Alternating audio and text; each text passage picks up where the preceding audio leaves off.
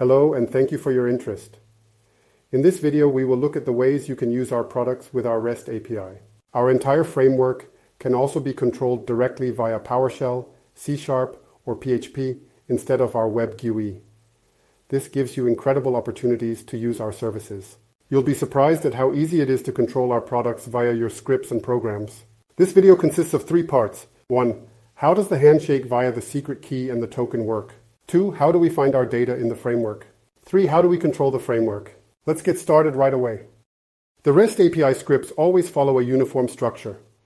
First, it is necessary to request a token, which can be obtained by asking the endpoint for the token with the secret key. Then you need to identify the client ID.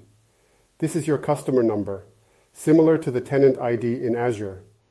With this client ID, you can now construct a query and initiate various actions. Let's implement this in a PowerShell.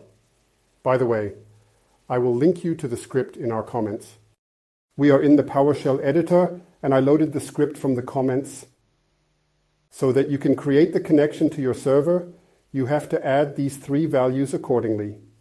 First, we enter the endpoint, which is the URL that you received for your framework. Next, we enter the user ID, which you can find in your framework under the menu item Settings and then Users. You can also find your secret key in the same place.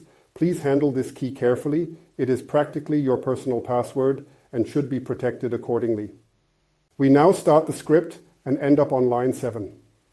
As you can see, we have now successfully received a token. We now use this token for all further actions. It must be included with every request. The first query we make is aimed at the tenants. Since you can manage multiple clients or tenants on your server, we need this value first. We get this via the query on line 10, and you can see that it is stored in this variable. With this variable, we can now take the next steps. Namely, we now ask for the software catalog from our software cloud. In the result, we now find Google Chrome, and in response, we receive the version number that is available on our servers.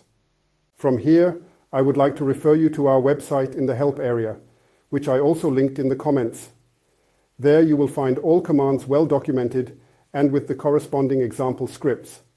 Please contact our developers if you need further assistance. Until then, I hope you have fun with our REST API